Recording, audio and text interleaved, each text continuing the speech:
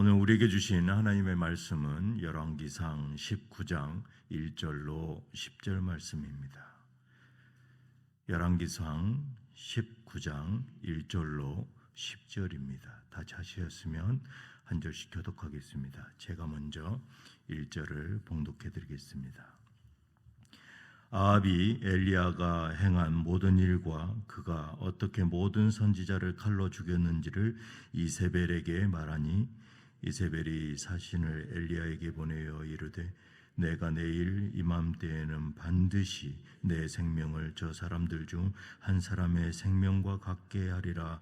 그렇게 하지 아니하면 신들이 내게 벌 위에 벌을 내림이 마땅하니라 한지라. 그가 이 형편을 보고 일어나 자기의 생명을 위해 도망하여 유다에 속한 브엘세바에 이르러 자기의 사환을 그곳에 머물게 하고 자기 자신은 광야로 들어가 하룻길쯤 가서 한 로뎀나무 아래에 앉아서 자기가 죽기를 원하여 이르되 여호와여 넉넉하오니 지금 내 생명을 거두시옵소서. 나는 내 조상들보다 낫지 못하나이다 하고 로뎀나무 아래에 누워 자더니 천사가 그를 어루만지며 그에게 이르되 일어나서 먹으라 하는지라. 본즉 머리맡에 숯불에 구운 떡과 한 병 물이 있더라. 이에 먹고 마시고 다시 누웠더니 여호와의 천사가 또 다시 와서 어루만지며 이르되 일어나 먹으라. 내가 갈 길을 다 가지 못할까 하노라 하는지라. 이에 일어나 먹고 마시고 그 음식물의 힘을 의지하여 40주 40야를 가서 하나님의 산 호렙에 이르니라. 엘리야가 그곳 굴에 들어가 거기서 머물더니 여호와의 말씀이 그에게 임하여 이르시되 엘리야야 내가 어찌하여 여기 있느냐. 그가 대답하되 내가 만군의 하나님 여호와께 열심히 유별하오니 이는 이스라엘 자손이 주의 언약을 버리고 주의 제단을 헐며 칼로 주의 선지자들을 죽였음이오며 오직 나만 남았거늘 그들이 내 생명을 찾아 빼앗으려 하나이다. 아멘. 저는 오늘 본문 말씀을 통해서 하나님의 돌보심과 회복이라는 제목으로 은혜를 나누겠습니다. 하나님의 돌보심과 위로, 그 위로 안에 회복. 오늘 본문 말씀은 너무나 유명한 구절 중에 속합니다. 하나님의 선지자가 이렇게까지 무너지고 쓰러질 수 있을까 싶은, 어찌 보면 이해가 잘 안 되는 그런 본문의 말씀입니다. 저는 오늘 왜 하나님의 교회를 섬기는 목회자뿐만 아니라 사역을 열심히 하는 그러한 헌신자들이 이렇게 쓰러지고 무너지는지, 그리고 그 회복은 누구에게 구해야 하는지 묵상하길 원합니다. 저는 말씀을 준비하면서 인터넷에서 이런 한 기고를 보게 됐습니다. 호주 교민들이 보는 크리스찬 리뷰라는 인터넷 뉴스가 있습니다. 이 크리스찬 리뷰에 강승찬 목사님이 번아웃에 대한 기고를 했습니다. 이 기고문을 인용하려고 합니다. 오늘 주변에 번아웃 신드롬, 즉 탈진 증후군에 빠진 사람들이 있습니다. 바쁘고 힘든 이민 생활 속에 낙심하고 절망하게 만드는 일들이 참으로 많기 때문이죠. 번아웃 신드롬이란 어떤 일에 지나치게 몰두하던 사람이 신체적, 정신적으로 극도의 피로감을 이기지 못해 무기력증이나 자기 혐오, 또 직무 거부 등에 빠지는 증후군입니다. 그래서 번아웃 되면 작은 일에도 쉽게 짜증을 내고 분노하며 매사에 불만족과 스트레스로 가득하게 됩니다. 신앙생활도 마찬가지입니다. 번아웃이 되면 사역을 열심히 해도 만족감이 없습니다.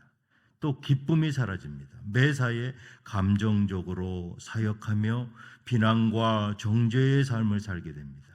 주님께 헌신하며 살던 그 인생에 갑자기 탈진이 찾아왔을 때 어떻게 해야 할까? 예방책은 없는 것일까? 무너져 내리는 것이죠. 그런데 갑자기 탈진하며 헌신된 삶을 포기한 사람은 그 말씀을 잘 모르거나 훈련이 부족해서 넘어지거나 탈진한 것이 아니다라는 것입니다. 이유 없이 탈진한 그 대부분의 사람들은 거의 대부분이 마음이 지쳐서 그리고 실패한 사람들이라는 것이죠. 마음이 지쳐서 결코 훈련을 덜 받거나 아니면 신앙의 연수가 적어서 그런 게 아니다라는 것이죠. 제 아무리 공예배에 빠지지 않고 새벽 예배에 개근하고 또 교회 훈련 프로그램을 열심히 받고 헌신된 그러한 사역자가 되었는데 또 매일 큐티를 하며 말씀에 감격에 빠져 기쁨을 누렸어도 마음이 지치는 데에는 실패하면 마음을 지키는 데에 실패하면 그러한 감격과 기쁨이 안개처럼 사라져버리고 마음이 돌처럼 굳어버린다라는 것입니다. 사람들은 헌신된 이 사역자들의 마음이 무쇠인 줄 압니다. 믿음이 있는 직분자들의 그 마음이 반석인 줄 안다라는 것이죠. 기도응답 경험이 있는 사람들은 마음이 아주 넓어서 다 용서할 줄 아는 것처럼 그에게 포부가 됩니다. 그런데 사람의 마음은 토기 그릇과 같습니다. 아주 작은 문제 앞에서도 갈등하다가 깨어지고 매일매일 씻지 않으면 더러운 것들이 묻고 말 한마디에 상처받는 것이 바로 인간이다라는 것이죠. 의학적으로 번아웃 증후군은 정식으로 정식 질환으로 분류되지는 않았습니다. 하지만 이 증후군은 우리 삶에 실제 존재합니다. 이 증후군은 경험해 본 사람들은 심지가 다 타들어가 버린 그러한 촛불과 같다. 아무리 불을 켜려고 애를 써도 불이 붙지 않는 것이죠. 분명히 동력이 있어 보이는데 할 수 있는 그 에너지가 없는 것입니다. 피곤하거나 스트레스를 받는 것과는 분명히 다르다라는 것이죠. 천하의 하나님의 이 선지자 엘리야, 이 엘리야의 모습을 보십시오. 일종의 번아웃 상태에 빠져서 하나님 앞에 너무나 무기력한 모습을 보이고 있습니다. 4절에 자기 자신은 광야로 들어가 하룻길쯤 가서 한 로뎀나무 아래에 앉아서 자기가 죽기를 원하여 이르되 여호와여 넉넉하오니 지금 내 생명을 거두시옵소서. 지금 내 생명을 거두시옵소서. 나는 내 조상들보다 낫지 못하니이다. 현대인의 성경으로 읽어드리겠습니다. 쌀이 나무 아래 앉아서 죽기를 바라며 이제 더 바랄 것이 없습니다. 내 생명을 거둬주소서. 내가 내 조상들보다 나은 것이 아무것도 없습니다. 하나님의 선지자 엘리야의 입에서 이제 더 바랄 것이 없습니다. 내 생명을 거둬주시옵소서. 로뎀나무는 쌀이나무의 일종으로 아무리 커도 키가 2m, 1m에서 2m 정도 자라는 그러한 관목나무라고 합니다. 그런데 이 관목나무 아래에 이 위대한 선지자가 죽겠다고 누워서 발버둥을 치는 그 모습을 상상해 보십시오. 자기 자신을 보호할 수 있는 아주 아름드리 나무에 숨어 있는 것도 아니고 이렇게 쌀이나무 사이에 누워서 발버둥 치는 모습. 그런데 그는 이제까지 광야로 온 것은 살기 위해서였습니다. 이 엘리야가 지금 이곳으로 내려온 것은 이 남유다 저 아래쪽까지 내려온 것은 바로 자기가 살고 싶은 마음이 극도로 많다라는 것이죠. 죽음으로 협박하는 그 이세벨을 피해서 이 광야까지 피해 숨어 있는데 이제는 그가 죽게 해달라고 하나님께 애원하고 있습니다. 18장에서 보여준 바로 이 앞장에서 보여준 이 엘리야였다면 어떠했겠습니까? 우리는 이러한 상상을 해볼 수 있는 것이죠. 차라리 이세벨의 공격에 대적하여서 하나님 앞에 두 손을 뻗고 기도하며 장엄하게 또 장렬하게 순교하는 이러한 순교를 각오하는 선지자의 모습이 아닙니까? 이러한 기도로 울부짖는 그 엘리야의 모습이 더 어울리지 않습니까? 하지만 엘리야는 이렇게 고백합니다. 나는 내 조상들보다 낫지 못합니다. 하나님께 자신의 생명을 취하시기를 간구하는 이 이유를 내 조상들보다 나은 것이 전혀 없으니 이제 당장 죽기를 원합니다. 나도 평범하고 나약한 인간일 뿐입니다. 조상들이 이미 다 고인이 되었으니 나도 이제 그들처럼 죽을 때가 되었다라는 의미까지 포함하고 있는 것이죠. 그는 지금 엄청난 스트레스와 압박을 받고 있음을 시사하고 있는 것입니다. 제 할머니가 98세에 돌아가셨습니다. 그러나 20년이 전에 척추가 부러져 하반신을 사용하지 못했습니다. 그런데 어느 날 친구분이 꿈에 나타나서 친구 이제 같이 가세 이러한 꿈을 꾸시고 이 할머니를 쫓아버리셨습니다. 그러고서 갑자기 치매 증상이 없어지고 정신을 차리셨습니다. 그런데 이 할머니께서 98세까지 사셨던 그 동력이 뭐냐면 나는 저의 형, 장손인 저의 형이 결혼하면 죽겠다 이런 얘기를 입에 달고 계셨습니다. 형님이 결혼하셨습니다. 할머니 이제 돌아가셔야죠. 그랬더니 나는 네가 결혼하면 죽을란다 이러시더라고요. 그 다음에 제가 결혼했습니다. 이제 할머니 돌아가셔야죠. 제가 장난으로 그랬더니 이제는 네 동생이 결혼하면 죽을란다. 저보다 아래, 한참 아래였습니다. 동생이 결혼했습니다. 이제 할머니 할 말이 없으실 것 같은데 이제 가셔야죠. 그랬더니 이제는 네 동생이 아들 낳는 거 보고 죽을란다 그러셨습니다. 그런데 할머니가 죽을 수 없는 이유가 있었습니다. 제 동생이 자녀를 생산하지 않았습니다. 지금까지도. 그런데 할머니가 살아계셔야 되는데 결국은 천수만 누리시고 돌아가셨습니다. 이렇다라는 것이죠. 엘리야가 지금 죽겠다 하는 것은 결코 정말 죽고 싶은 마음이 이런 1달러도 없다라는 것입니다. 너무너무 살고 싶은 마음. 정말 하나님 앞에 이 한 가지 놓치지 말아야 할 것이 바로 이 엘리야는 이 세상의 두려움을 선지자의 모습으로 풀어내지 못하고 있다라는 것입니다. 너무나 강한 압박과 죽음에 대한 그 스트레스. 이 이세벨이 어떤 사람입니까? 사람을 죽이는 것을 너무나 쉽게 여기는 그러한 악한 왕비 중에 왕비라고 이 역사학자들은 표현하고 있습니다. 그러한 자가 사환을 보내서 이 엘리야를 죽이겠다고 협박하는 이러한 모습. 하나님께 내 생명을 거두어 달라고 죽기를 바라는 이러한 모습은 결코 진정으로 죽기를 원해서가 아니다라는 것입니다. 그의 기도는 소망을 버리고 좌절하며 자신에 대하여 이제는 무력해진, 연약해진 자신의 탄식의 소리인 것입니다. 또한 엘리야는 자기 혼자 이 사역을 감당하기에는 너무나 부족함을 인정하는 아주 인간적인 무기력한 모습입니다.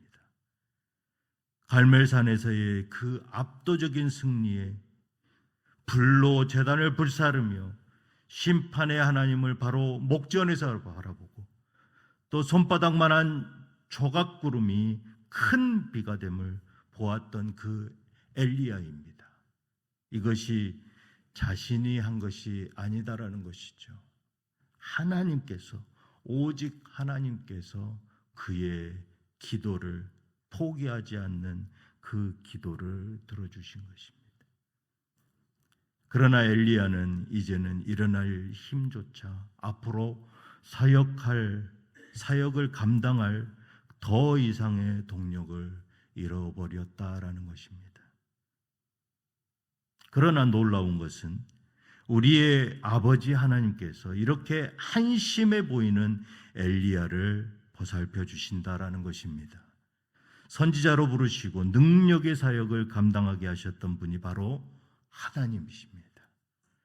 하나님께서 그의 종 엘리야에게 질책과 책망을 하시는 것이 아니라 그의 육신뿐만 아니라 지친 마음까지도 돌보시고 어루만져 주셨다라는 것입니다.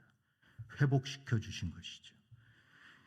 현대인의 성경으로 5절과 7절을 읽어드리겠습니다. 그리고서 그는 그 나무 아래 누워 잠이 들었다. 갑자기 한 천사가 그를 어루만지며 일어나 먹어라 하였다.